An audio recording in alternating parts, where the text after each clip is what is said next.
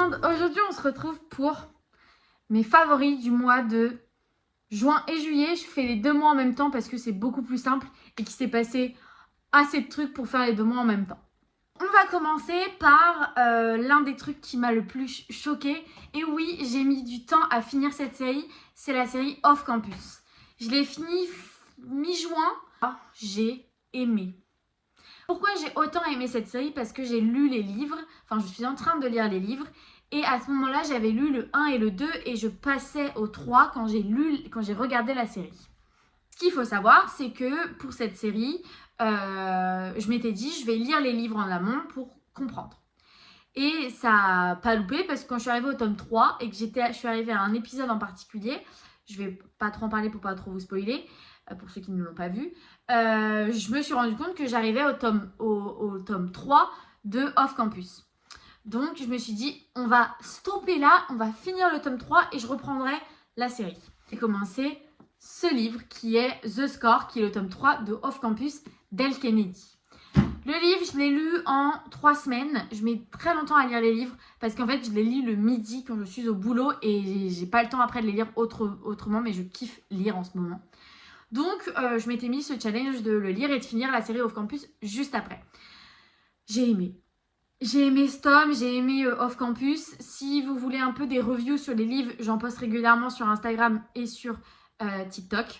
Donc, je vous laisse aller voir là-bas. Mais j'ai aimé lire, comprendre l'histoire de Dean et Ali, comprendre un peu Dean, comprendre aussi un peu Ali avec son ancienne relation et tout. Ce qui m'a le plus choqué, c'est que Dean et Ali dans la série et Dean et Ali dans le livre se ressemblent, mais se ressemblent aussi pas du tout.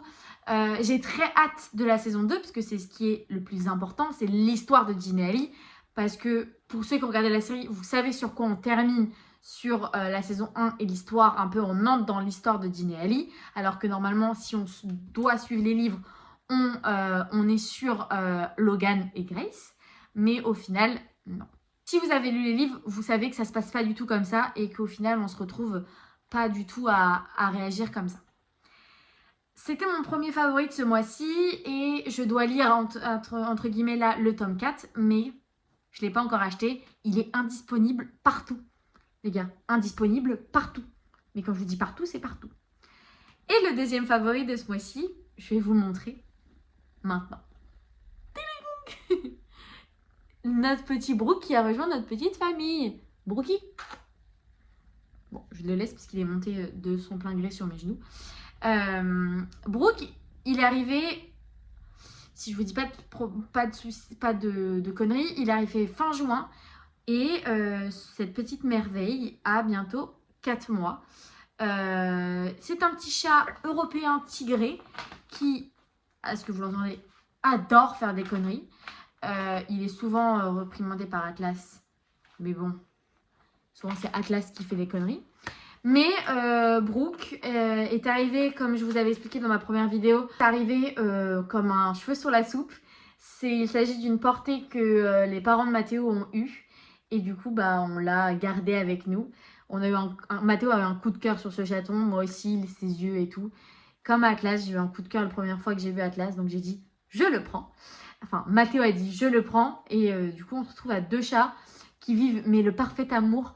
C'est 2 meilleurs potes. Je ne peux pas vous dire autrement. C'est 2 meilleurs potes qui vivent leur best life ensemble. Bon, ils se chicanent quelquefois. Ça se tape dessus. Ça se mange de tous les côtés. Ça se croque la jugulaire. Mais bon, on les aime quand même.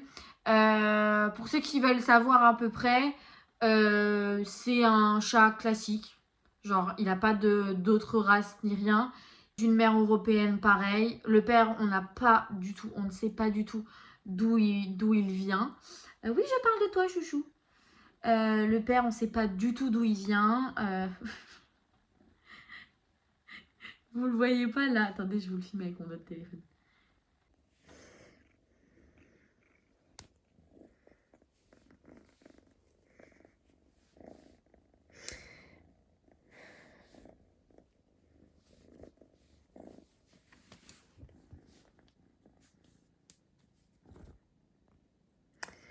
Du coup, on se retrouve avec cette petite merveille qui vit sa best life, qui kiffe être dans les pattes de tout le monde, qui kiffe être collant. Donc il a rejoint la famille des collants, parce que ben, on est tous collants dans cette famille. Et là, vous voyez, il va vouloir bouffer mes doigts. Et là, tu me fais mal. Ah! Regardez-moi cette tête de vainqueur. Regardez-moi ces ronrons. Oh, les petits clins d'œil d'amour. Oh là là. Il va me faire mal. J'ai fait la connerie ever à ne pas faire. Ne jamais mettre Brooke sur ses épaules. Parce que ses griffes, ils sont acérés. Je vous jure, acérés. Et du coup, bah... Toi aussi, tu veux te montrer? Non. Brooke vient de sauter sur Atlas. Troisième favori de ces 2 mois, c'est la victoire 2 fois de... Enfin, victoire 1 pour notre très cher Charles Leclerc et notre très cher Lewis Hamilton. Pour nos pilotes de Formule 1 de chez Ferrari. Oui, je suis très fan de Ferrari. Et je voulais un peu vous parler de enfin Forza Ferrari qui ressort et qui est présent. On a Lewis actuellement qui talonne un peu de loin notre très cher Kimi Antonelli. On espère que, avec normalement les modifications moteurs que Ferrari veut faire pour le prochain Grand Prix, ça passe et ça se fasse. On espère qu'ils arrivent un minimum à grappiller des petits points. Parce que là, George Russell, il est derrière les fesses de notre très cher Lewis Hamilton. La victoire des 2 garçons a été mémorable. Entre la victoire à Silverstone, la victoire là récemment de Charles. Genre, qui aurait cru que cette année, Lewis Hamilton, 7 fois champion du monde, et Charles Leclerc, qui est chez Ferrari depuis un bon moment, allaient montrer de quoi ils étaient capables. Personne n'aurait imaginé. Donc en vrai, on arrive à un point où on peut dire, est-ce qu'on donne un tout petit peu d'espoir pour que Lewis ait son 8e titre? Parce que je cite, je vous mets la capture écran, Lewis a dit, mot pour mot en interview, a dit, je ne me stopperai pas, enfin un truc du genre, je ne me stopperai pas en F1 avant d'avoir mon 8e titre.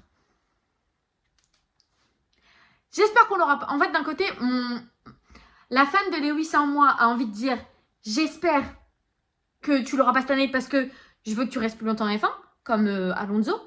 Mais il y a un truc en moi qui me dit, j'espère que tu vas l'avoir sous les rouges. Je veux que tu aies ton 7e titre, ton 8e titre avec les rouges. Je veux que tu sois comme Prost, comme Senna, avoir plein de titres. Mais si tu peux en avoir au moins un, le dernier peut-être de ta carrière, en rouge, ça serait super. Bon, vous voyez que peu de préférence pour certaines personnes. Et je voulais vous montrer un truc que vous ne voyez pas, mais qui est tout en haut dans ma collection de ma bibliothèque. C'est ceci. Vous êtes prêts? Je vous montre.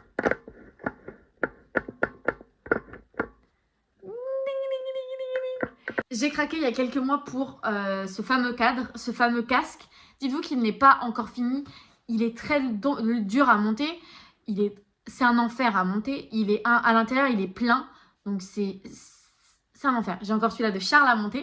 En fait, il y a aussi ceux de Oscar et Lando qui sont sortis ces derniers au mois de juin. Mai ou juin, je ne sais plus. Juin. Sauf que le souci, c'est que je les trouve pas terribles. Pas du tout terrible.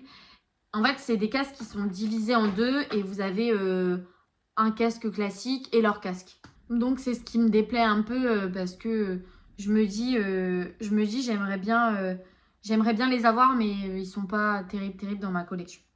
Donc, je pense que je les achèterai pas ou je les achèterai quand ils seront en promo. On referme la case Ferrari et la case Formule 1 pour vous parler d'autres choses. Comme vous savez, je lis et après Off Campus, il me fallait un autre livre parce que j'avais toujours pas acheté le tome 4. Et en même temps que j'avais commencé Off Campus, j'avais commencé les Windy City. Windy City qui sont la saga de livres de Liz Stamford. Et du coup, en ce moment même,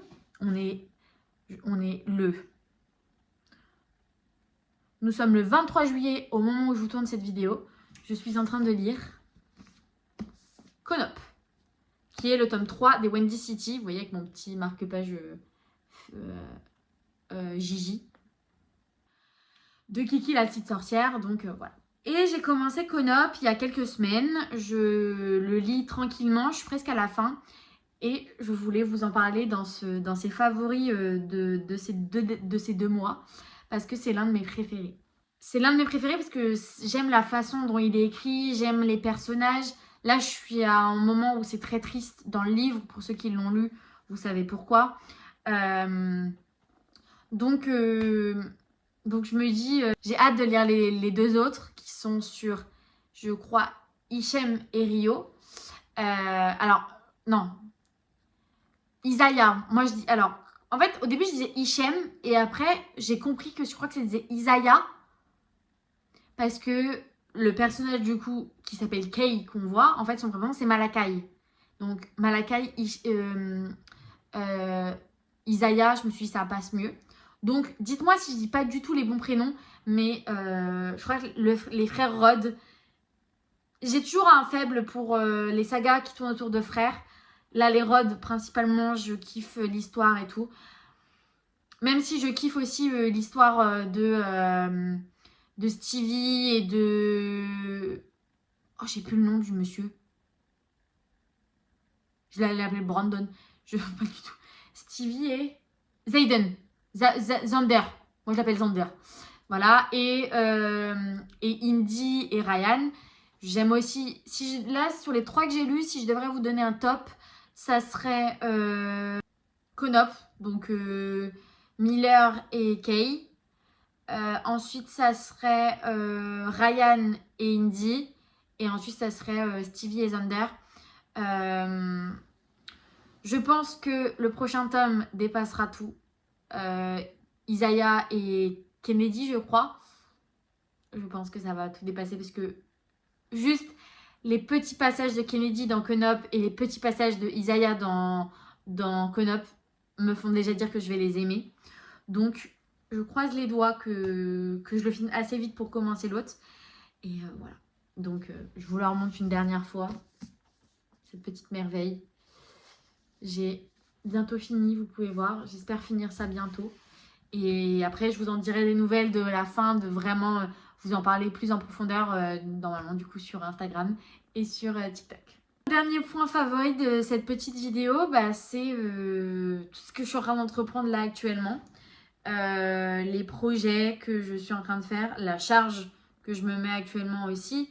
Pour ceux qui savent, j'ai un blocage sur TikTok.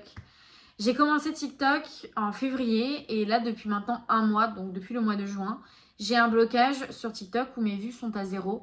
Les vidéos, la dernière vidéo que j'ai postée a 12 vues et les vues principales sont mon copain et quelques copines à moi. Donc j'ai vraiment un blocage et mon copain m'a motivée à me lancer sur d'autres réseaux. J'avais déjà Instagram mais j'alimentais pas du tout. Et du coup voilà, et il m'a lancé le défi de me lancer sur YouTube, d'où les vidéos que vous voyez. Même si au fond je me sens pas capable de faire, je vais pas vous cacher, de vous poster des vidéos parce que j'ai peur un peu d'être ridicule en me filmant, en vous montrant mon quotidien et tout. Mais je me suis dit pour me faire plaisir et lui faire plaisir, pourquoi pas tester. Et j'ai toujours rêvé de faire ça. Quand j'avais 8 ans, mes parents m'avaient offert une tablette. Je me filmais tout le temps. J'ai volé l'appareil photo de ma mère pour faire des vlogs. Je voyais tous les gens qui osaient faire des vlogs. Et là, actuellement, comme je suis tombée dans le BookTok, dans tous les loisirs créatifs, je me dis pourquoi pas moi montrer mon petit train-train, même si des fois j'ai rien à vous montrer et je vous parle juste quelques minutes devant la caméra et ça fait un petit contenu pour le vlog. Je sais pas.